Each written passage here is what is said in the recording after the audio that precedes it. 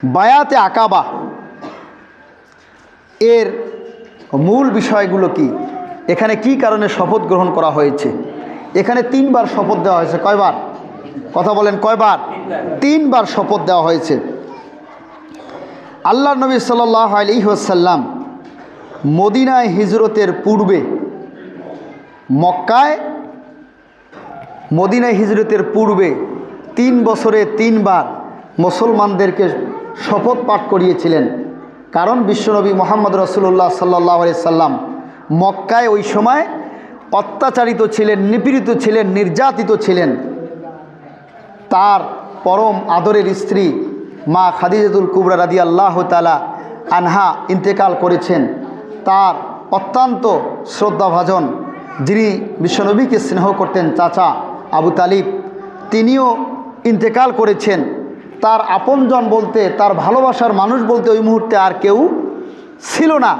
এমন একটা প্রেক্ষাপটে তিনি অন্য জায়গায় হিজরত করেছেন, তায়েফে গিয়েছেন, আবিসিনিয়া গিয়েছেন, বিভিন্ন জায়গায় মুসলমানদেরকে হিজরত করার পরামর্শ দিয়েছেন বিভিন্ন প্রেক্ষাপটে। এই এত জায়গায় কোনো জায়গায় আল্লাহর নবীকে কেউ আশ্রয় দিতে চাচ্ছিল না। কি দিতে চাচ্ছিল না? কারণ মক্কায় এমন একটা প্রেক্ষাপট তৈরি হয়েছিল, বিশ্বনবী মুহাম্মদ রাসূলুল্লাহ সাল্লাল্লাহু আলাইহি ওয়াসাল্লামকে যে এলাকার লোক আশ্রয় দিবে সেই এলাকায় কাফেররা আক্রমণ করবে। এখন মনে করেন যে এই এলাকার একজন চিহ্নিত জঘন্যতম অপরাধী লোক রয়েছে, যাকে মানুষ দেখলেই তাকে হত্যা করবে, কিংবা পুলিশ দেখলে তাকে গ্রেফতার করবে। ওই ব্যক্তিকে যারা আশ্রয় দিবে তাদেরও শাস্তি হওয়ার সম্ভাবনা আছে। এই রকম ব্যক্তিকে আপনারা কেউ আশ্রয় দিতে চাবেন? চাবেন কি? এটা জঘন্যতম ব্যক্তির ব্যাপারে বললাম, কিন্তু আল্লাহর নবী ছিলেন মহামানব। তিনি ছিলেন সর্বযুগের সর্বশ্রেষ্ঠ নবী, সর্বযুগের উৎকৃষ্ট উত্তম চরিত্রের অধিকারী একজন নবী ছিলেন তিনি।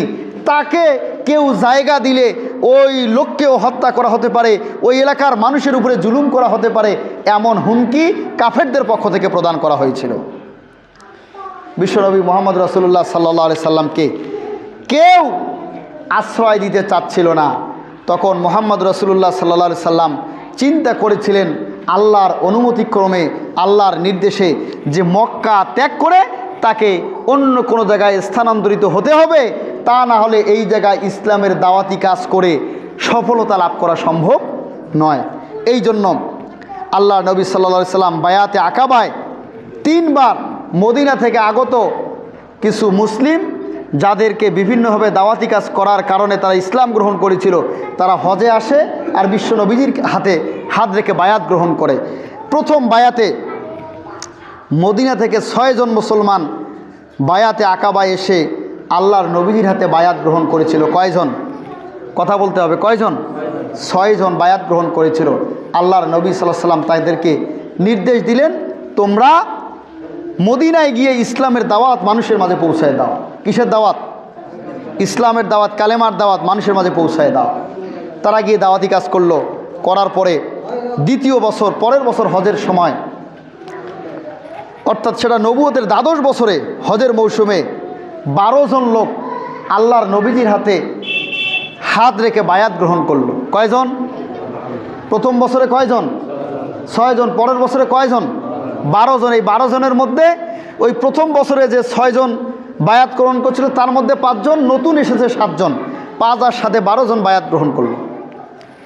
বায়াত গ্রহণ করার পরে এই 12 জনের পক্ষ থেকে আল্লাহ নবী সাল্লাল্লাহু আলাইহি সাল্লামকে বলা হলো, ইয়া রাসূলুল্লাহ, ইয়া হাবিবাল্লাহ, আমরা তো ঈমান আনলাম, আমরা তো বায়াত গ্রহণ করলাম, কিন্তু এই কোরআনের জ্ঞান অর্জন করা, কোরআনের জ্ঞান অর্জন করে এই অনুযায়ী আমরা আমল করব, এই রকম জ্ঞান তো আমাদের নাই। তা আপনি একজন, আপনার পক্ষ থেকে একজন শিক্ষক যদি আমাদেরকে দিতেন, যিনি মদিনায় গিয়ে আমাদেরকে কোরআনের শিক্ষা প্রদান করবে। আল্লাহ নবী সাল্লাল্লাহু আলাইহি সাল্লামের কাছে যখন আবেদন করা হলো, তখন নবী করিম সাল্লাল্লাহু আলাইহি সাল্লাম সাহাবী মুসাইব বিন উমাইর রাদিয়াল্লাহু তাআলা আনহুকে তাদের সঙ্গে পাঠালেন। মুসাইব বিন উমাইর রাদিয়াল্লাহু তাআলা আনহু মদিনায় গিয়ে ওই 12 জনকে কোরআনের জ্ঞান প্রদান করলেন এবং তিনি সেখানে দাওয়াতি কাজ চালানো শুরু করলেন। কি কাজ? দাওয়াতি কাজ, ইসলামের দাওয়াত, কালেমার দাওয়াত দেওয়া তিনি শুরু করলেন।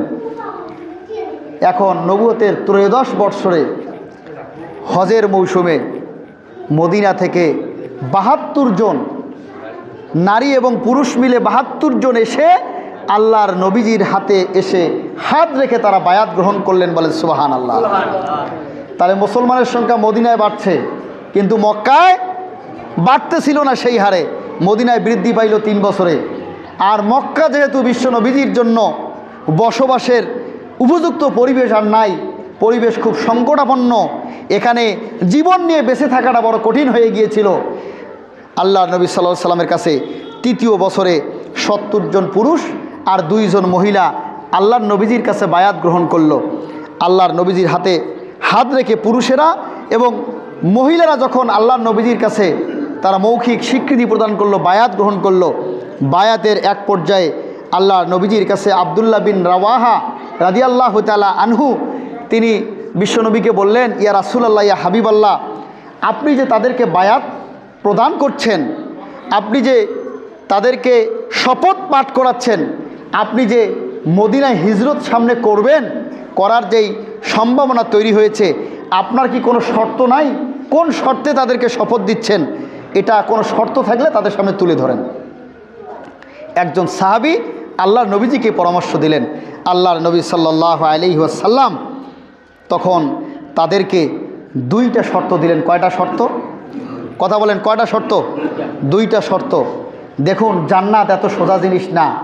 জান্নাত যদি কেউ পেতে চায়, মুমিন জীবনের একটা লক্ষ্য উদ্দেশ্য আছে, সেই লক্ষ্য আর উদ্দেশ্যে পৌঁছার পরে মুমিনরা জান্নাত পাবে, তার আগে জান্নাত লাভ করতে পারবে না। আল্লাহ নবী সাল্লাল্লাহু আলাইহি সাল্লাম 2টা শর্ত দিলেন। ওই বায়াতে আকাবায় 72 জন শপথ গ্রহণকারী নারী এবং পুরুষ সাহাবীদেরকে আল্লাহর নবী শর্ত দিলেন। 1 নাম্বার হলো, আল্লাহর ব্যাপারে শর্ত হলো তোমরা তার ইবাদত করবে, তিনি ছাড়া আর কারো ইবাদত করতে পারবে না। এইটা হলো প্রথম শর্ত। 2য় শর্ত দিলেন, বিশ্বনবী বললেন, আমার ব্যাপারে শর্ত হলো তোমরা আমার হেফাজত করবে, যেমনিভাবে তোমরা নিজেদের জান আর মালকে হেফাজত করার জন্য লড়াই করো, আমি নবীকে হেফাজত করার জন্য তোমাদেরকে সেভাবে লড়াই করতে হবে। 2টা শর্তে তোমরা রাজি আছো? বায়াতে আকাবায় 70 জন পুরুষ, 2 জন নারী সাহাবী তারা আল্লাহর রসুলের কাছে জিজ্ঞাসা করলো, ইয়া রাসূলুল্লাহ, এই 2টা শর্ত যদি আমরা পূরণ করতে পারি তাহলে আমাদের কি লাভ হবে? বিনা লাভে তো কোনো কাজ করা যাবে না। যাবে কি? কথা বলেন না কেন? বিনা লাভে কোনো কাজ করা যায়? কোনো কাজ করা যায় না। মসজিদে যে দান করেন, বিনা লাভের আশায় না লাভের আশায়? লাভের আশায় না। তারা 2টা শর্ত পূরণ করবে। একটা, আল্লাহর ব্যাপারে আল্লাহ ছাড়া আর কারো ইবাদত করবে না। 2য়, নিজের জান আর মালকে যেভাবে হেফাজত করার জন্য লড়াই করে মানুষের সাথে, ঠিক তেমনিভাবে আল্লাহর নবীজির হেফাজতের জন্য তারা লড়াই করবে। এখন আল্লাহর নবীজিকে জিজ্ঞাসা করা হলো, ইয়া রাসূলুল্লাহ, আমাদের লাভটা কি? শর্ত 2টা পূরণ করলে লাভ কি? আল্লাহর নবী সাল্লাল্লাহু আলাইহি সাল্লাম তখন বললেন যে, তোমরা এই 2টা শর্ত যদি পূরণ করতে পারো তাহলে আমি নবী গ্যারান্টি দিচ্ছি আল্লাহ তোমাদেরকে জান্নাত দিবেন। বলেন সুবহানাল্লাহ। এরপরে ওই 72 জন নারী আর পুরুষ সাহাবীর পক্ষ থেকে আল্লাহর নবী সাল্লাল্লাহু আলাইহি ওয়াসাল্লামকে বলা হলো, ইয়া রাসূলুল্লাহ, ইয়া হাবিবাল্লাহ, যে শর্ত পূরণ করার কারণে জান্নাতের নিশ্চয়তা পাওয়া যায়, গ্যারান্টি পাওয়া যায়, আমরা আপনার কাছে শপথ করছি, বায়াতে আকাবায় আমরা ওয়াদা করছি যে ওই জান্নাত লাভের আশায় এই 2টি শর্ত পূরণ করার জন্য আমরা নিজেদেরকে উৎসর্গ করব, এবং জান যদি চলে যায়, মাল যদি চলে যায়, আমরা কখনো এই শপথ ভঙ্গ করব না এবং এই শপথ বাতিলের জন্য আপনার কাছে আবেদনও করব না। বলেন সুবহানাল্লাহ। তাহলে তাদের লক্ষ্য কি ছিল? কথা বলেন, লক্ষ্য কি ছিল? জান্নাত। ওই যে উনি বুঝছেন, আপনারা মনে হয় বুঝতে পারেন নাই। বুঝলে জবাব দিতে হয়। ওই 72 জন আল্লাহর ইবাদত করবে, রাসূলের হেফাজত করবে। এই 2টা হেফাজত করতে গিয়া জানমাল সব বিলীন করে দিবে। লক্ষ্যটা কি? আবার বলেন, লক্ষ্য কি? জান্নাত। আপনাদের লক্ষ্য কি? খালি দুনিয়া টাকা কামাই করা? হ্যাঁ, খালি চাষাবাদ করা? জান্নাতের লক্ষ্য আছে কি না? মসজিদ কেন এসেছেন? লক্ষ্য কি? না লোক দেখানো? লোক দেখানোর জন্য কারা কারা আসছেন? হাত তুলেন তো। আছেন কেউ? জান্নাত লাভের আশায় কারা কারা আছেন হাত তুলেন তো, হাত তুলেন। তাহলে আপনাদেরও লক্ষ্য জান্নাত। ওই বায়াতে আকাবায় যে 72 জন শপথ গ্রহণ করেছে তাদেরও লক্ষ্য কি? জান্নাত। তাহলে তাদের লক্ষ্য আমাদের লক্ষ্য মিল আছে কিনা, কিন্তু তাদের কর্মসূচি আমাদের কর্মসূচির মিল আছে কিনা এটা দেখার দরকার আছে না? আছে না? আছে না? এখন আলোচনা হবে এই দিকে। সম্মানিত দিনী ভাইরা, আল্লাহ পাক রব্বুল আলামিন এই বায়াতে আকাবার মধ্যে 72 জন নারী আর পুরুষ সাহাবী যখন আল্লাহর নবীজির হাতে হাত রেখে যখন ওয়াদা করলো, ইয়া রাসূলুল্লাহ, ইয়া হাবিবাল্লাহ, আপনার কাছে ওয়াদা করছি, শপথ করছি, জান যায় যাবে, জীবনের সব উৎসর্গ করে দিব, নিজের সম্পদকে উৎসর্গ করে দিব, তবু শর্ত 2টা আমরা পালন করব। ইয়া রাসূলুল্লাহ, যে 2টা শর্ত পালন করার কারণে আল্লাহ জান্নাতের গ্যারান্টি দেয়, সেই শর্ত পালনে আমরা কখনো পিছপা হব না। আল্লাহু আকবার বলেন। যখন তারা এইভাবে শপথ করলো, ওয়াদা করলো, আসমান থেকে আল্লাহ বান্দার ওয়াদায় খুশি হয়ে সূরা তাওবার এই 111 নম্বর আয়াতে কারিমা আল্লাহ পাক নাজিল করে ওই বান্দাদের মনের ভাবকে এখানে তুলে ধরে তাদের কাছে আল্লাহ ওয়াদা করে বলছে, ইন্নাল্লাহ তারা মিনাল মুমিনিনা আনফুসাহুম ওয়া আমওয়ালাহুম বিআন্না লাহুমুল জান্নাহ। আল্লাহু আকবার বলেন। আল্লাহ বলছেন, নিশ্চয় আল্লাহ তাআলা মুমিনদের জান ও মালের বিনিময়ে, মুমিনদের জান ও মালের বিনিময়ে আল্লাহ পাক মুমিনদের কাছে তার জান্নাতকে বিক্রয় করে দিয়েছেন। বলেন সুবহানাল্লাহ। আল্লাহ ওই বায়াতে আকাবায় দেখছেন তাদের যে ঈমান কত শক্ত ছিল, নতুন ঈমান গ্রহণ করেছে, সবে মাত্র জান্নাত তারা পেতে চায়, তারা তাদের মনের ভাব প্রকাশ করেছে, আল্লাহ কবুল করেছে, আয়াত নাজিল করে তাদের সেই মনের ভাবটাকে এখানে তুলে ধরেছে। আল্লাহু আকবার। আল্লাহ পাক এখানে স্পষ্টভাবে বলছেন যে আল্লাহ মুমিনদের ওই যে বায়াতে আকাবায় যে তারা ওয়াদা করলো, জান আর মালকে হেফাজতের জন্য তারা যেভাবে লড়াই করে, যেভাবে চেষ্টা করে, তেমনিভাবে আল্লাহ তার রাসূলের পক্ষ থেকে যাহা দায়িত্ব রয়েছে সব কিছু পালন করবে, হেফাজত করবে, এই দায়িত্বটা তারা গ্রহণ করলো। এই জন্য আল্লাহ পাক বলতেছে যে আমার বান্দারা এই বায়াতে আকাবায় ওয়াদা করে তাদের জান আর মালকে আমি আল্লাহর জন্য উৎসর্গ করেছে, আর আমি আল্লাহ ওয়াদা করলাম আমি আমার বান্দার কাছে জান আর মালের বিনিময়ে জান্নাত বিক্রি করে দিয়েছি। তাহলে আল্লাহ জান্নাত বিক্রি করে নাকি? কথা বলেন এখন, তো আল্লাহর কথা, আমাদের কথা তো না। আল্লাহ জান্নাত মুমিনের কাছে কি করে? বিক্রি করে। কিসের বিনিময়ে? জান ও মালের বিনিময়ে। জান ও মালের বিনিময়ে। কেউ আছে জান দিতে রাজি আছে, মাল দিতে রাজি নেই। আছে না? আছে না? আবার কেউ কয় যে টাকা লাগে নিগাও, কিন্তু মুখ বিপদত ফেলান না। আছে না? অনেক লোক মসজিদে ওয়াদা করিয়েও টাকা দিবার চায় না, মালের প্রতি এত মহব্বত। আচ্ছা, একটা প্রশ্ন করি আপনাদের কাছে, এই মালটা কে দিছে আপনাকে ভাই? জোরে বলেন, কে দিছে? আল্লাহর মাল দিয়া আল্লাহর জান্নাত কিনবেন, এত কৃপণতা কেন? মালও তো আপনার আল্লাহর, জানো আল্লাহর, আল্লাহর মাল আল্লাহর জান দিয়ে আল্লাহর জান্নাত কিনবেন, এর চেয়ে সুযোগ সুবিধা কেউ দিতে পারে? আল্লাহু আকবার বলেন। মানে বিষয়টা হলো এমন, আমার কাছে একটা পণ্য আছে, আপনার টাকা নাই, আমি পকেট থেকে টাকা বের করে দিলাম যে আমি টাকাটা আপনাকে দিয়ে দিলাম, এটা আপনাকে দিয়েই দিলাম আমি, এখন আমার মালটা আপনি ওই টাকাটা দিয়ে কিনে নেন। বিষয়টা এরকম না? মানে আপনার কোনো মূলধন নাই, কি নাই? কোনো মূলধন আপনার নাই, অথচ আপনি আল্লাহর সম্পদ দিয়ে আল্লাহর জান্নাত কিনবেন। এত সহজ কাজ যারা করতে পারে না তারা কখনো জান্নাত পেতে পারে না, ঠিক কিনা? এখন বিষয় হলো যে আল্লাহ তাআলা, সময় শেষ হয়ে গেছে। আচ্ছা যাই হোক, অত্যন্ত সংক্ষিপ্ত সময় শেষ করব। সময় তো দিনী ভাইয়েরা, আল্লাহ পাক রব্বুল আলামিন আপনার আমার কাছে যে সম্পদ দিয়েছেন, এই সম্পদটা আমাদেরকে আমানত দিয়েছেন। কি দিয়েছেন? কথা বলতে হবে, কি দিয়েছেন? আমানত দিয়েছেন। আপনার আমাকে যে হায়াত দিয়েছেন, এটা আমাদেরকে কি দিয়েছেন? আমানত দিয়েছেন।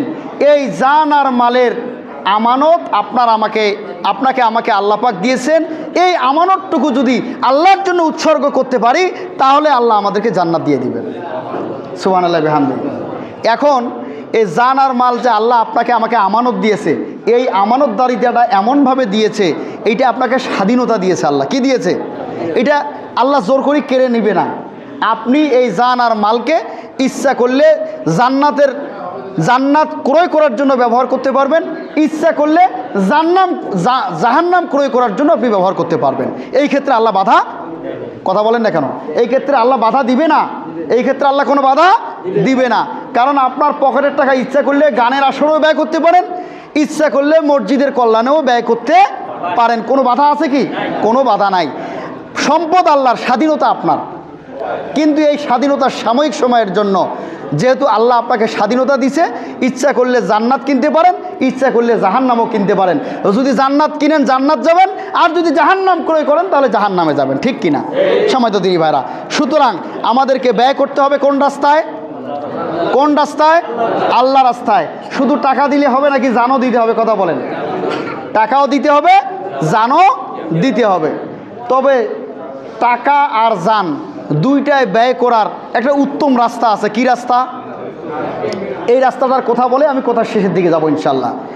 উত্তম রাস্তা হলো আল্লাহর নবী সাল্লাল্লাহু আলাইহি সাল্লাম আল্লাহর জমিনে যেভাবে আল্লাহ কর্তৃক প্রেরিত বিধিবিধানকে বাস্তবায়নের জন্য কাজ করেছেন, দাওয়াত দিয়েছেন, সংগ্রাম করেছেন, যুদ্ধ করেছেন, জেহাদ করেছেন, আল্লাহ রাসূল কর্তৃক সেই নির্দেশিত পন্থায় যদি ইসলামকে জমিনে, সমাজে, রাষ্ট্রে প্রতিষ্ঠিত করার লক্ষ্যে কেউ আন্দোলন করে, সংগ্রাম করে, দল করে, তাহলে কেবলমাত্র জান আর মাল দুইটাকে উৎসর্গ করা সম্ভব হয়, তাছাড়া পরিপূর্ণভাবে সম্ভব হয় না।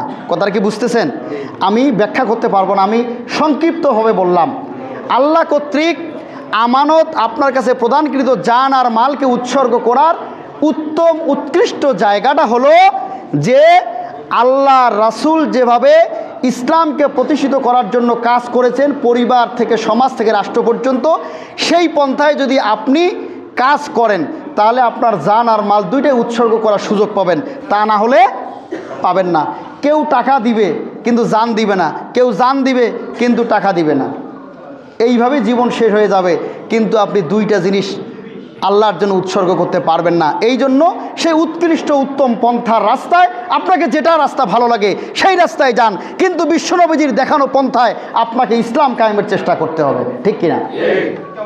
আপনাকে যেটা ভালো লাগে, নির্দিষ্ট কোনো বিষয়ের কথা বলবো না, কিন্তু আল্লাহর নবীজির দেখানো পন্থায় দিন কায়েমের আন্দোলনে আপনাকে সামিল থাকতেই হবে। যদি না থাকেন তাহলে মাল আর জান আল্লাহর জন্য উৎসর্গ করতে পারবেন না। কেউ সময় দিবে তসবিহ নিয়া, মসজিদে জায়নামাজ নিয়া, কিন্তু বাস্তব ময়দানে ইসলামকে প্রতিষ্ঠিত করার জন্য শরীরের যে রক্ত দিতে হয়, ঘাম দিতে হয়, শ্রম দিতে হয়, চাপ নিতে হয়, জুলুমের শিকার হতে হয়, এইটা কিন্তু অনেকে নিতে পারে না। ঠিক কিনা? কয় আমি পয়সা খরচ করে মোটামুটি কিছু ইবাদত করতেছি, আল্লাহ ভরসা জান্নাত পেয়ে যাব না। আল্লাহর নবীজির জীবনী থেকে শিক্ষা নেন। ওই বায়াতে আকাবায় যে ৭২ জন লোক আল্লাহ রাসূলের হাতে হাত রেখে শপথ নিয়েছে, তারা শুধুমাত্র মসজিদে এসে নামাজ পড়বে এই শপথ নেয় নাই, আল্লাহর নবীজিকে মদিনায় নিয়ে যাওয়ার শপথ নিয়েছে। আল্লাহর নবীজিকে মদিনায় নিয়ে গিয়েছে, মদিনার রাষ্ট্রপ্রধান বানিয়েছে, আল্লাহর নবীজির নিরাপত্তা নিশ্চিত করেছে। আল্লাহর নবীজির নেতৃত্বে শুধু মদিনায় ইসলাম কায়েম করে নাই, মক্কা বিজয় করেছে, সারা পৃথিবীতে ইসলামের পতাকাকে উড্ডীন করেছে। শুধু মসজিদে ইসলামের বিজয় হলে ইসলামের চূড়ান্ত বিজয় হয় না। মসজিদে আপনি সেজদা করবেন, রাষ্ট্রে ইসলাম বিরোধী আইন পাস হবে। ঠিক কিনা?